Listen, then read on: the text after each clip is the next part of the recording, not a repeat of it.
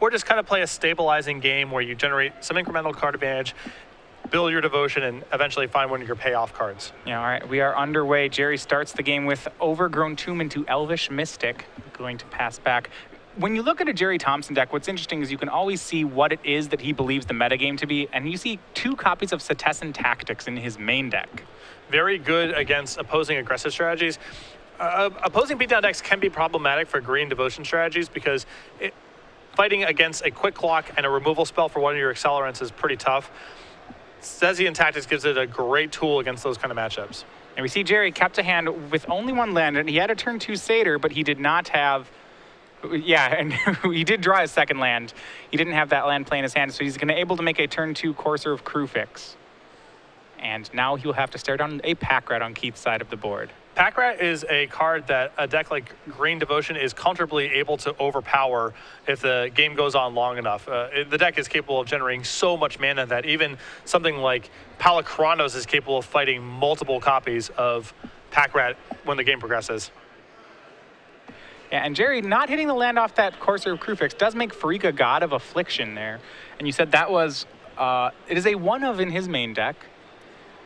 And right now, devotion-wise, he has 3 more devotion. And as you see there, it has the ability to turn into a 5/5, and it can eat creatures from graveyards to make 1/1 black and green Death Touch snakes. And a small operations error there by Keith as you see him just go straight away and ultimate price the Courser Crewfix. Could have waited in Gerry's draw step to see if there was a land on top, which could potentially affect his decision. Right. He does hit the Courser. Does swing in with Pack Rat. So right now our life totals are Keith's at 16, Gerry is down to 14. We see, as we know, Gerry drew Cetizen Tactics for the turn, so he does not have another land as of yet. His devotion for Pharika is only 3, so he's not going to be able to activate her yet. But because Keith tapped out, that gave Gerry the opportunity to Cetizen Tactics the Elvish Mystic and fight down the Pack Rat. Keith perhaps may have wanted to keep his Mutavault up last turn to be able to protect himself from the Tactics that was on top of the deck. Also possibly just happy to trade the Pack Rat away for the Tactics. Yeah, we'll see right now. 2nd Mutavault for Keith that swings the first one. And see if he has a follow-up play. He has at least 1 more Swamp, but no removal spell right now. And this is the type of game and matchup where there's a large possibility that Pharika plays a big role because the game's going to go on for a pretty long time. Keith's going to be trying to win with, Mutavault activations, and Pharika very powerful against Desecration Demon or any attackers on the ground that Keith might add. Well, yeah, now that Pharika has resolved, the Mono Black Devotion does not have any way to get her off the table. So she'll be there for the rest of the game. And you're right, that does put a little bit of a clock on the Green Devotion deck, it would seem. You see that turn. Gerry goes ahead and swings with the Elvish Mystic. Looks like he's preparing for a Death Touch Snake. He chose that option over making Voyaging Satyr for the turn. I think Gerry is settling in for a pretty long game, which is often the case against Black Devotion. It just trades 1 for 1 a lot. So anytime he can squeeze some value out of Pharika is very important for him. Especially when Keith is representing a hand with not very much. Nothing proactive. He didn't cast a creature last turn, even though he could have. So his hand is either lands or removal spells. It can't really be anything else. Right. And so what we're seeing here is Gerry, figuring that his hand is removal spells, is happy to just play around them by making snakes. Yeah. We see Hero's Downfall takes out Elvish Mystic, and Gerry makes an end-step snake. And there was no Mutavault attack there. That's still because of the Death Touch snake. Because he made it, yes, he made it on end step. And it seems, so Pharika's doing double duty here. She's stopping Keith from attacking, and she's also just giving Gerry incremental value, it would seem.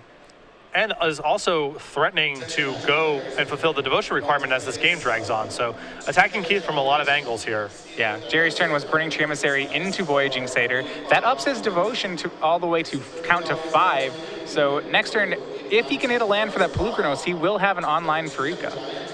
But Gerry's just happy to trade. He goes ahead and trades Burning Tree Emissary for a Mutavault from Keith. And now Desecration Demon's on Keith's side. This is a spot where Pharika gets to do a lot of work. Very good at containing Desecration Demon. We see Gerry finally does hit that 3rd land, so he has a choice between one of his pair Palukronos in his hand, or also Nylea, God of the Hunt. And he's very close to fulfilling the devotion requirement for both of his gods, which could be a huge damage swing. Absolutely. He's going to start with Palukronos for the turn that taps out. Does swing with the snakes. That puts Keith down to 13. And Gerry's at 12, so has to be careful about this Desecration Demon. He does not want to get Gray Merchanted out of the game either. Yeah, I wouldn't be surprised to see Gerry take one hit from this demon and then start tapping. He also may tap this turn, but he's at no immediate threat of being killed by Gray Merchant because Keith can only have 4 black mana symbols on the table. Gerry's going to play defensive, which I think is fine here too. And Pack Rat made by Keith. He does only have 1 card in hand though, so no threat of a very large Pack Rat. We see the draw for Gerry was Eidolon of Blossoms. That is devotion number 7 if he chooses to go for it. And Eidolon of Blossoms is made there, draws a card, and now we do have a 5/5 Pharika in play. I think Gerry is correctly sensing Keith's hand has very little going on and is just trying to end this game as quickly as possible. Yeah, a swing for 10 damage from Gerry's side, and suddenly the Pack Rats are on chump mode. Keith can take this hit and try to swing back, but again, the Desecration Demon does not provide any assistance here. Gerry can just tap that. Yeah, and it looks like Keith takes it, goes down to 3, and end step makes another Pack Rat. He is going for the kill here. And a draw of Gray Merchant of Asphodel may help him in that goal. It comes down to whether or not Gerry is willing to play around the draw step of... I guess Keith is representing a lethal attack with the Desecration Demon, even with nothing else in play, so Gerry has to tap the Demon. Yeah, Keith swings with both Rats and the Demon. Gerry's gonna... Yeah, he's gonna have to... I guess he can just block with the Eidolon. Yeah, he can block with the Eidolon. I think if we've already passed the opportunity for him to tap Desecration Demon, I think we did. Yeah, Gerry's going to go ahead and block with the Eidolon. This may be a misstep, though. Gerry, yeah, that's going to be lethal. Gerry takes 7, 8, 9, and then the remaining damage from Gray Merchant of Asphodel. Yeah, I think Gerry was trying to play the game to give himself the best chance to win next turn. Keith's draw step was Gray Merchant, was exactly what he needed, and now we're onto the sideboard. Yeah, the only way Gerry actually survives that turn, he has to sack a creature to the Desecration Demon and chump block a rat. If he just sacks a creature and lets the rats through, then that Gray Merchant is still lethal. And Gerry loses all of his devotion in that world too, so he took a calculated risk there, but Keith with the perfect draw step and up a game. All right, so going to sideboard, let's first look at Keith Schenck's deck. This is Mono Black Devotion. He has a fairly standard sideboard. Now, he's kind of going back a couple months in his technology where he has the 4 Nightveil Specters in the main. That does mean he gets to upgrade all 4 of them if he wants to Lifebane Zombies after board, which I have to assume he'll do against a green creature deck. On top of that, he has copies of another additional Bioblade, and he has a pair of Drown in Sorrows, which can be pretty good against a deck with a lot of mana creatures. A little awkward to be bringing in Lifebane Zombie and Drown in Sorrow, but both cards so powerful against Gerry that it doesn't really matter. Gerry's side, he has 3 Nylea's Disciple, 2 Scavenging Ooze, 4 copies of Golgari Charm, 2 Pharika God of Affliction, 2 copies of Cetesian Tactics, and 2 copies of Arbor Colossus. I think you're just going to see the Pharikas come in here. Yeah, the Pharika, as we saw that game, was really powerful. Its ability to make snakes, halted a lot of Keith's aggression, and it was able to turn into a 5/5. It was really strong here. I feel like cards about Scavenging Ooze. There's some things I'm not impressed with in the matchup. Say Nylea, I don't really see him getting enough devotion to have her matter in time. That is, I'd be okay with Scavenging Ooze. Yeah, but I don't know how good Nylea is in this matchup. I'm not sure how good Cetesian Tactics actually is. I suspect that both of those cards, I think the Tactics is not very good against Mono Black. It's only in weird scenarios where you can take care of something like Pack Rat before it gets out of control. Is it very good? It's kind of a narrow scenario. I don't know if he's going to want Scavenging Ooze. I don't think it's fundamentally very good against Mono Black Devotion, but it's possible he just wants to have more of a normal game plan of a curve of creatures rather than trying to get to some sort of very large Nykthos payout, because his stuff is more likely to die post-board. It's harder for him to build up a board. So Scavenging Ooze, if it does come in, I think is more of a concession to Gerry feeling like his primary devotion game plan is hard to execute against Mono Black. Yeah, certainly when Black has a lot of removal, that plan becomes more difficult from the devotion side. Last card I wanted to ask you about, though, was Arbor Colossus. One of these green decks tend to have trouble with a Desecration Demon. They don't, he doesn't have anything like Plummet. He doesn't have any way to kill the Desecration Demon, and it hits him pretty hard in addition to blocking his creatures. Arbor Colossus is one of the few ways Gerry can get rid of it. Is that good enough to warrant boarding it in? It's maybe. I just think it's really tough to play those kind of cards against the Doomblade Heroes Downfall deck. I think Gerry's best payout is Garruk Caller Beast. It's hard for Keith to attack and generates immediate value and wins the game if it goes uncontested. I think a lot of his other large creatures are just troubled. All right, and we are underway. Both players keeping 7. Gerry starts with a turn 1 Elvish Mystic. No Thoughtseize from the other side. Gerry with a 2-land hand, but a lot of mana acceleration. We'll see how fast he can come out of the gates here. It looks as though Gerry has also brought in the Arbor Colossus. We see one in his hand and on the top of his deck. Yeah, so turn 2 Courser of Krufix. Gerry with no 3rd land is going to hope to hit it next turn, but Keith has played nothing yet. And we see ultimate price on Courser of Krufix. Gerry does not hit that next land. He can either replace his Courser, or he can just go for the safe mana. Looks like he's going to do the latter as he makes Sylvan Caryatid for the turn. I like this play a lot more. Just get a stable source of mana in play. His hand's very expensive. You see Eidolon of Blossoms, 2 copies of Arbor Colossus. And we'll get to see the rest of it as Keith makes a Lifebane Zombie. We see the pair of Arbor Colossus, an Eidolon of Blossoms, and a Voyaging Satyr, all in Gerry's hand. Wouldn't surprise me for Keith here to take the Eidolon if he has the tools to fight over the Arbor Colossuses, which are just Doomblades and Heroes Downfalls and such. Right. If you're Keith, you'd have to be worried. The worst possible thing would be if Gerry just starts slamming Arbor Colossuses. And so you have to make sure that he can't do that. However, he doesn't get to know the top card of Gerry's deck and know that it's not going to be any help.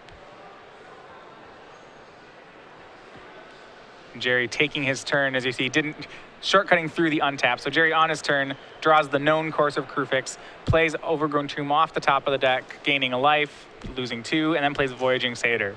So a lot of permanence in play for the turn. You're getting a pretty good lesson of why Lifebane Zombie is so good against Green Devotion, though. There are spots where Green Devotion can just overwhelm it, especially if Garrett gets into play, but otherwise, Lifebane Zombie supplemented with removal spells just often leaves the Green Devotion deck with all set up and nothing to do with it. Yeah. We'll see another Thoughtseize from Keith that takes the first of 2 Arbor Colossus. We'll see if he can deal with the second one. As you said, a lot of setup, but not much payoff right now in Gerry's hand. And after the draw, Keith can go ahead and ultimate price away the Courser of Krufix.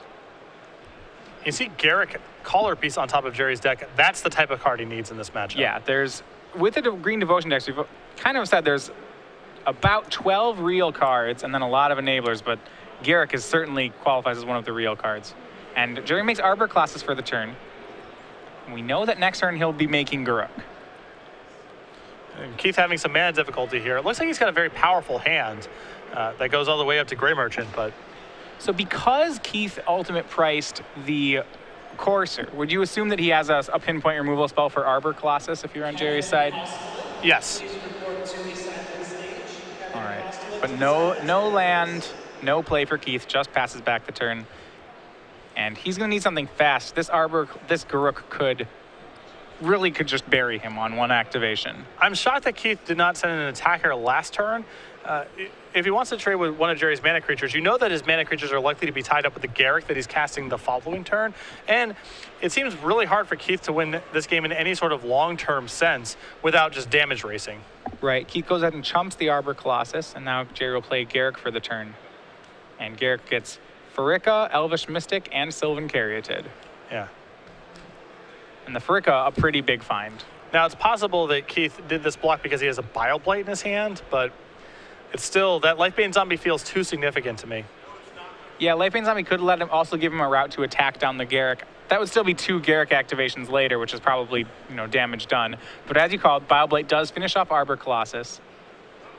We'll see if Keith can recover. He's going to Lifebane Zombie again, taking the Pharika. So he has successfully taken all the real cards that Gerry has right now. Unfortunately, Garrick has a habit of finding a lot of real cards. Absolutely. Garrick pluses again. This time it's a modest 1 card he finds, but that card is Pelucranos World Eater, so it's another pretty beefy threat. Not shabby to just even play a Pelucranos this turn, fight and kill the Lifebane Zombie and attack for some damage. I mean, all these are just tempo plays trying to prevent Keith from getting to a spot where Grey Merchant matters. That's exactly what he does. He plays Pelucranos, monsters it for 1, eats a Lifebane Zombie, and swings for 1 with Voyaging Satyr. These are the spots where it's hard for Mono Black Devotion to catch up, obviously. Gerry's in no risk of dying in the short term, and there's a Garrick in play, meaning Gerry's not in much risk of dying in the long term also. Yeah, and Keith tapping all his black mana to make Night Veil Spectre means he doesn't have a removal spell up, and things are about to get really rough for him. There's a Setessan Tactics drawn by Gerry. It's going to be a disaster. Yeah, Voyaging Satyr, Sylvan Caryatid. These are creatures number 5 and 6 that Garrick has found him. So he's been a huge source of card advantage, and I think one that Keith's not going to be able to keep up with. When Garrick comes into play and is uncontested, the game can no longer be about card advantage because Garrick just is so much better than whatever you're doing on the other side. The game has to become a damage race on the other side because it can't be about anything else. Now, I want to talk about playing the card advantage game with Garrick from that side. Do you just keep plussing him, or if you have the chance to make an emblem, do you make an emblem? Let's assume right now Gerry didn't have a second Garrick. I would think I would just keep plussing. So the plus is actually better than the emblem for I believe so. Although Gerry does have a backup Garrick in his hand, so maybe that changes the equation. Right, I think if you have a backup one, then, you know, emblem cast another Garrick seems pretty appealing. It's not a bad turn. And we'll see how Gerry wants to go about this turn. He can Setessan Tactics his way through the Night Veil Spectre. Yeah, he can make his Voyaging Satyr and his Sylvan Caryatid able to fight. That would take down the Night Veil Spectre and cause Gerry to lose nothing. Let's see who does here. It looks like a Setessan Tactics which has been strived twice. So there's three creatures grow. It looks like it is Elvish Mystic, Voyaging Satyr, and Polukranos. Polukranos will go ahead and fight the Night Veil Spectre. And then both Elvish Mystics swing in. So what he's doing here is he's swinging with the Elvish Mystics. Keith cannot block because if Keith activates a Mutavault, the Voyaging Satyr, which has been Tactics, will simply fight it down. Right. And Keith drops to 11. And Gerry did that because any other way he does it, he gives Keith the opportunity to chump block Polukranos with a Mutavault. All right, Lifebane Zombie sees a hand of mana creatures and a replacement Garrick. It seems to me the way that Keith would have to win this is by stringing Gray Merchants. As his ability to actually I don't think he can answer the board anymore, so he has to answer Gerry's life total instead. Yeah, that ship has sailed, and so every Thoughtseize, even Lifebane Zombies, aren't very good draws from here, except to the extent that they're 3-power Intimidate creatures. Right, so we see Garrick makes an emblem. Sylvan Caryatid cast. Now Gerry gets to find another creature, put it onto the battlefield, and things are going to get out of control real fast. He's going to go ahead, it looks like, and find an Eidolon of Blossoms, which will draw him a card. Just can't get away from that value. It's a lot of value. I imagine that Gerry is going to want to find a Pharika when this is all said and done, if for no other reason than having a black creature in play is really important because he wants to avoid getting killed by Intimidate creatures hitting him and then Great Merchant finishing him off. Right. So he's going to play Sylvan Caryatid, and that does find the Pharika you mentioned. And if he had a Nylea, we might have seen him find one. I don't believe there's one left in his deck. It's not really a matchup about creature combat and pumping very much. Right. And he draws an Eidolon of Blossoms. Remember, Pharika is an enchantment herself, so it triggers the Eidolon.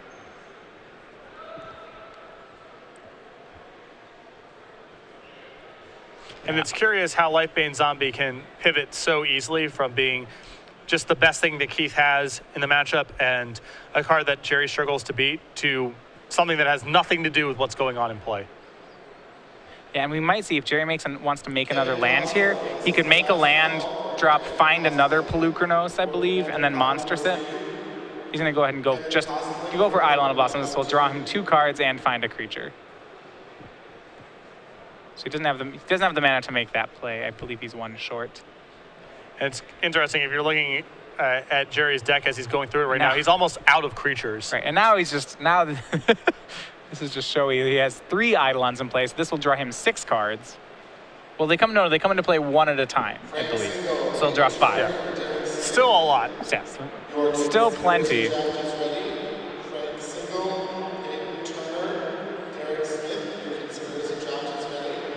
Yeah, 3, he 3, then 2. Full grip, as you can see, he drew a lot of lands off that, mainly because he took all the creatures out of his deck. Yeah, when you Garrick a bunch and then shuffle, that's a consequence. I'm sure Gerry doesn't mind, but no. It does make his card drawing a little bit less impressive. And we're on to game 3. So Gerry got to do his thing that game, and that was all Garrick. Yeah, if you activate Garrick 3 times, it's difficult to lose. I think why it's difficult in this matchup, I mean, it's difficult in most, but especially in this one because Mono Black is so much based on a 1-for-1 removal plan that when you have a card that pluses to draw 2, 3 cards, it just seems like it really takes Mono Black out of its strategy. And if you go back to very early on in the game, you know, that Gerrick got revealed to a courser, so Keith knew that it was coming. There was the turn where he did not attack with his Lifebane Zombie, held back on defense to Lifebane plus Bioblight away the Arbor Colossus. There are spots where that play is okay. You know, if the game is actually just about, you know, what the board looks like and damage raising and so forth. Once that Gerrick is in Gerry's hand, you cannot win the game anymore by playing just regular removal spells and trying to play your stuff against his stuff. The game has to become a pure damage race from Keith's standpoint. So I would be trying to play the game, understanding that I might lose the damage race, but there's no way I can beat Gerrick in the long term. So there's no point in trying to do anything other than attack Gerry's life total. Okay, so if he still had the Lifebane, would it be swinging at Gerry as opposed to swinging at Gerrick? Yeah, I think so. I think that that's how I would handle it, yes. We're on to game 3. Looking at sideboard, so Keith has kept Night Veil Spectre in the matchup, it seems, or at least some number of them. That was the card which I'd said Lifebane would come in for. Now, if he has both of them, what's missing from the deck? Possible that Underworld Connections is just a little too slow to matter. That's a possibility. I mean, I would have said maybe Bioblight's too low impact, but that's still in the deck, and I think that card's ultimately fine anyway. Maybe Pack Rat got cut, maybe Desecration Demon got cut. I mean, there's none of the creatures really stand out to me as being superstars besides Lifebane Zombie and Grey Merchant in this matchup. So maybe he just did a little bit of shaving there. Yeah, we'll see. He's on the play for game 3. Yeah, and it may also be that there's a limited number of Night Veils. It doesn't seem like he has that many cards which he can use in his sideboard, so. Yeah. He has a Duress in his opener, but he's gonna throw back. And Gerry with very few spells in his deck. Now, I know the Gerrick was the most dramatic thing that was going on there, but his main deck only has 6 spells, the 4 copies of Gerrick and 2 tactics. And in the sideboard, it's not clear if he brought in any of his spells. Yeah, so it is just the Gerrick Caller Beast. However, that card is so good against mono black, it's not unreasonable to board in a Duress. No, and he can reasonably expect Gerry to maybe have more spells than he actually does, but there's a really high chance that Duress whiffs. Really high chance.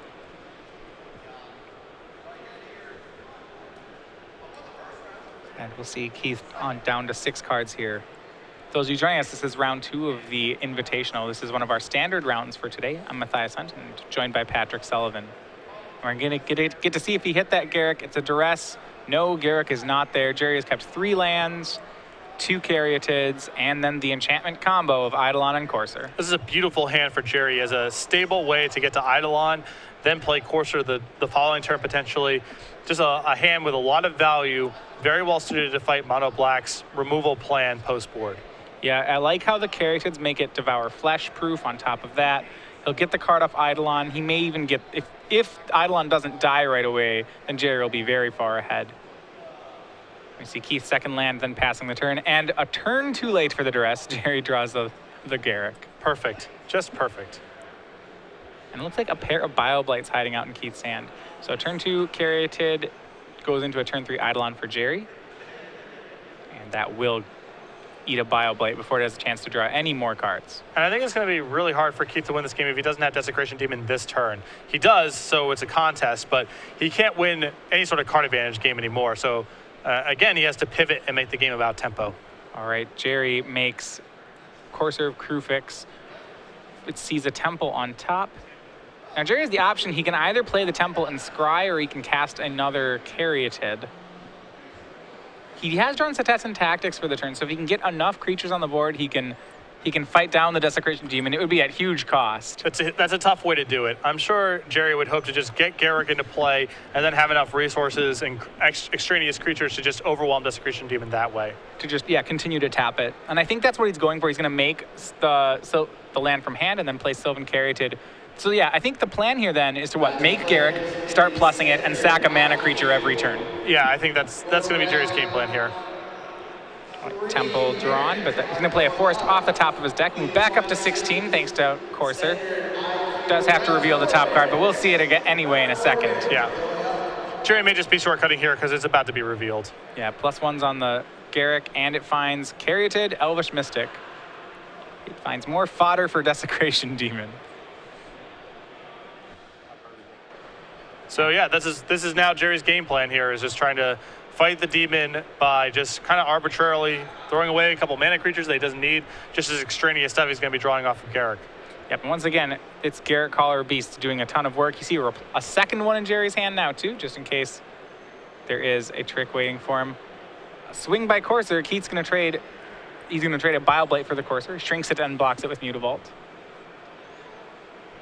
I just saw before, Gerry goes ahead and sacks a Elvish Mystic to the Caryatid. He is careful to play around cards like Drown in Sorrow by sacking the Mystic and not a Caryatid. And the Caryatids are just much more stable against a deck this removal-oriented. And so now Gerry has some options, right? He has 7 mana, so he can go Eidolon into Courser, or he can play a Garruk. I think he's going to do the Eidolon Courser route. So Eidolon draws a card. Courser draws a card, which he has to reveal. And I think this is the type of setup turn. I think Gerry will still ultimately sack to the demon, but he must just get a board set up so he can play Garruk, take a deep breath, still be able to incidentally tap the demon, and then take over the game from there. Keith only has 3 Heroes Downfalls left in his deck. There's a very good chance that this follow-up Garruk goes uncontested. Yeah, not to mention, this Arbor Colossus is on top of his deck. As mentioned before, this is one of the weapons that Green actually uses to fight Desecration Demon. Gerry may just actually try to kill the demon with Arbor Colossus. I think that's too much time unless Gerry also finds a Nykthos next turn. But the larger point is just he has the tools to kind of mitigate the damage the Desecration Demon can deal right now. And that's Keith's only path right now. Yeah, I don't see Gerry running out of creatures to sack to it. And like I said, yeah, he does, if he needs to, he can try to kill it. He can just continue to draw cards. He's not running out of resources. Right. What we spoke of earlier, when Garruk is in play for a couple turns, the game can no longer be about card advantage from the other side. And we see Arbor Colossus drawn a Pharika hiding on top of Gerry's deck. And he'll go ahead and draw that with Garruk. He plays a second one. Yeah, he gets at least the Pharika. We'll see if he gets more. Nope, just the Pharika. It's a rather modest Garruk activation there. But he will play the Temple of Malady off the top. That gains him a life. And now he sees Nykthos next turn. That could be real big. With Gerry having that many cards in hand, already has a fairly built-up board, you have to imagine that's the last piece of the puzzle. And continues to be aggressive here. He's going to go ahead and swing Courser. Decides he's okay trading it if Keith has yet another Bile-Blight, which Keith does. Those Bile-Blights get to do something, so yeah, not a huge cost to run it in there. Gerry's going to sack the Elvish Mystic to take care of Desecration Demon, and Gerry gets drained for 4 from Grey Merchant of Asphodel. However, Nykthos is going to do a bit of work here. Gerry getting really paid off for the way that he's played that game for this game. He's been really conservative, making sure he doesn't take Desecration Demon hits because he knows he has inevitability here. And you see a Grey Merchant off the top for Keith. That could have been dangerous if Gerry took even 1 hit along the way from that Desecration Demon.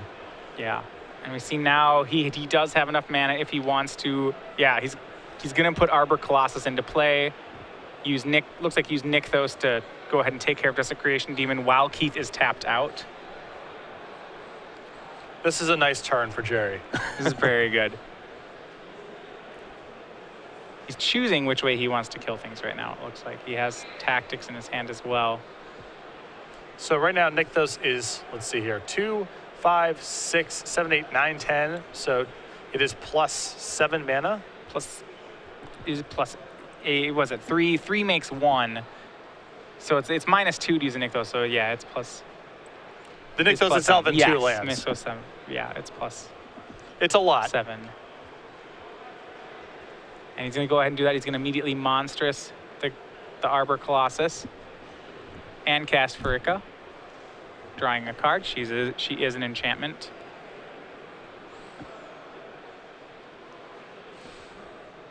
Garruk does a lot of work against Mono Black Devotion. If you're not at risk of getting killed right away, it is run away with both of these games very easily. All right, and he's going to go ahead and exile. Using his excess mana from that Nykthos, he's going to exile 2 cards to make 2 snakes. And remember, these snakes are also enchantments. So they draw cards off Eidolon and Blossoms. A lot of combos in this deck. Yeah, this Eidolon does a lot of work. Gerry, his stuff continues to make more stuff. And should just be ready to... Winning should be easy from here. Yeah, I believe Keith with just a land in his hand, and even if it was something else, I don't think it would be that significant. Yeah, Gerry just has to make sure that he doesn't get burned out. He's at a very healthy 15. There aren't very many black mana symbols on Keith's side. Seems unlikely that that would happen. I think Gerry is going to try to pivot a little bit and just apply as much pressure to end this game quickly. He doesn't need to do any more development turns. Play a force off the top. Gerry goes to 16. Plus is Garrick. Let me get some more cards. You see, we have a trio of Pelucranos. But Gerry can monstrous that for a lot. There you go. Burning Tree Emissary. And he's going to use that mana to activate Nykthos for a ton of mana. Now, to kill the Gray Merchant, he's going to have to pay 13 to cast Pelucranos and kill Gray Merchant. Totally incidental. I think he has 13, right? 13 to spare. That's not even expensive. Well, the tap of the Nykthos, I believe, is only... Oh, it's for exactly 13. That's really convenient. Okay.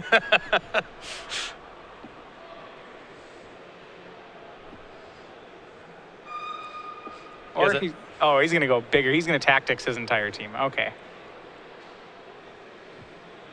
So he tactics his with 3 strives. Also plays a Pelucranos and a Voyaging Satyr. Death Touch plus fight. Snake is going to go ahead and fight. And this should be near... Well, I don't think it's lethal yet, but it's a lot of damage. Death Touch plus fight. Another sweet little synergy. Sweet combo. So this is going to be a swing for 16, 17, 18, 19, 20, 21, 22 damage.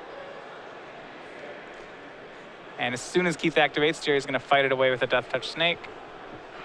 And I believe Keith takes 22. That drops him down to 2. This should be a wrap momentarily. Yeah, that should be it. So there you have it. Gerry Thompson with Green-Black Devotion moves to 2-0 with a 3-game defeat of Keith Schenck and Mono Black. Some of those games, was a little bit